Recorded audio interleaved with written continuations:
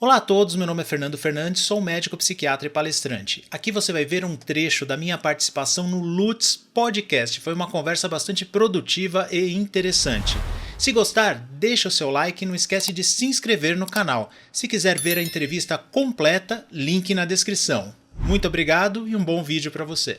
O que exatamente define um transtorno psiquiátrico? Então, por exemplo, uma pessoa ser considerada depressiva ou com uma ansiedade generalizada, isso é considerado um transtorno.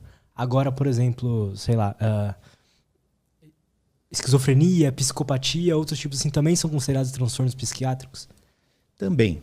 Olha, a sua pergunta é muito mais profunda e não tão simples de responder, né? Qual que é o limite entre um transtorno considerado? Vamos colocar assim. Qual o limite entre uma alteração comportamental, Tá. o limite entre uma característica de personalidade, algo que já configura um transtorno psiquiátrico e um transtorno neurológico? É tudo muito difícil de definir, as fronteiras não são tão claras assim. Vou te dar um exemplo. Interessante isso. Vou te dar um exemplo. A epilepsia, por exemplo, você diria que é uma doença de qual área médica? Neuro. Neuro. Enxaqueca? Neuro, né? Até a década de 70 eram doenças tipicamente tratadas pelo médico psiquiatra, por exemplo. Entende? Então esses limites não são tão claros, principalmente entre a psiquiatria e a neurologia. E se a gente for pegar também entre assim, comportamentos que são considerados aí, vamos dizer assim, sem preconceito assim, né? Bom, estou pensando até um termo para falar, fora do normal, fora do comum, comportamentos que são inusuais. E quando esses comportamentos inusuais podem ser considerados um transtorno psiquiátrico? O limite também não há limites tão claros e absolutos, é sempre passível de discussão isso. Mas, Luiz, o que eu digo é assim, os transtornos psiquiátricos eles nunca são delimitados apenas por um comportamento, apenas por uma emoção, apenas por um modo de pensar que está inadequado, é sempre um conjunto de sintomas que vai definir, é o que a gente chama de síndrome. Então, apesar dos limites não serem claros, isso também não é aleatório, né? Uma síndrome depressiva é algo, por exemplo, vamos pegar a depressão, que é o mais conhecido, né? Eu posso usar como exemplo. A depressão tem sintomas que nós chamamos afetivos, que são dos sentimentos, das emoções, do humor. Mas tem também, que é a tristeza, o desprazer, mas também, 50% dos casos, a ansiedade, a angústia e outros sintomas, medo. Mas também há sintomas cognitivos. Então a pessoa fica desconcentrada, a velocidade do raciocínio diminui, com a desconcentração a memória recente fica prejudicada, então há sintomas cognitivos também. Há sintomas que a gente chama neurovegetativos, que já seriam mais orgânicos, né? Alterações do sono, alterações do apetite, alterações da disposição. Há sintomas álgicos, que é de dor. Então a pessoa fica mais predisposta a sentir dor. Muita pessoa que já sofre de uma cefaleia pode piorar, que já sofre de uma fibromialgia pode piorar também. Então você vê, para caracterizar um transtorno psiquiátrico não é um comportamento, não é um sintoma isolado, não é uma tristeza que aparece reacional a alguma diversidade da vida. Existe um conjunto robusto de sinais e sintomas que a gente usa para caracterizar um transtorno psiquiátrico.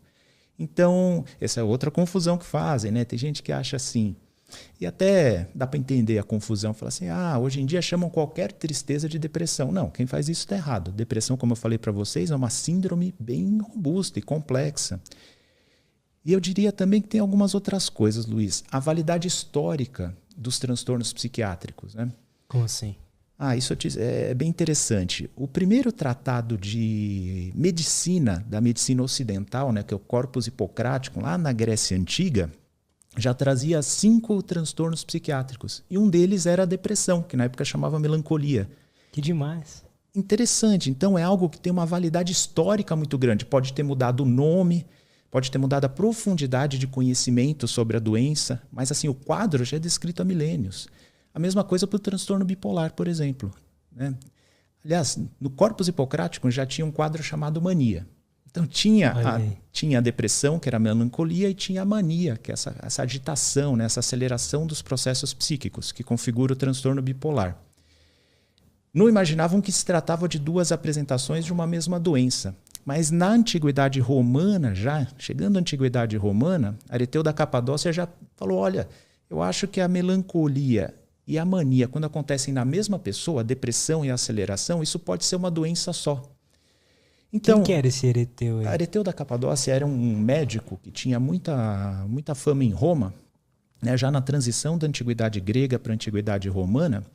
E na nobreza romana ele tinha bastante acesso à nobreza romana. Então ele foi um cara que trouxe, vamos dizer, a herança grega da medicina para o Império Romano. Ele tem assim uma atuação em uma série de transtornos e ele na psiquiatria entrou para a história como a primeira pessoa que pode ter descrito o transtorno bipolar. Que foda isso, cara. É interessante. E voltando ao ponto, né? Então, há transtornos psiquiátricos que têm uma validade histórica de milênios. Desde que existe medicina ocidental, eles são descritos, né? Então, isso configura um transtorno que tem uma validade histórica muito grande. Então, é inadmissível hoje em dia a gente não atentar para isso e não entender que os transtornos psiquiátricos não são uma invenção da modernidade. Eles existem desde que existe medicina, eles são reconhecidos, né? Não são meras alterações de comportamento, não. Gostou desse vídeo? Não esquece então de deixar o seu like, se inscreve no canal. Estou deixando esses 2 vídeos aqui para você. Muito obrigado por ter chegado até aqui. Fique com Deus e até um próximo vídeo.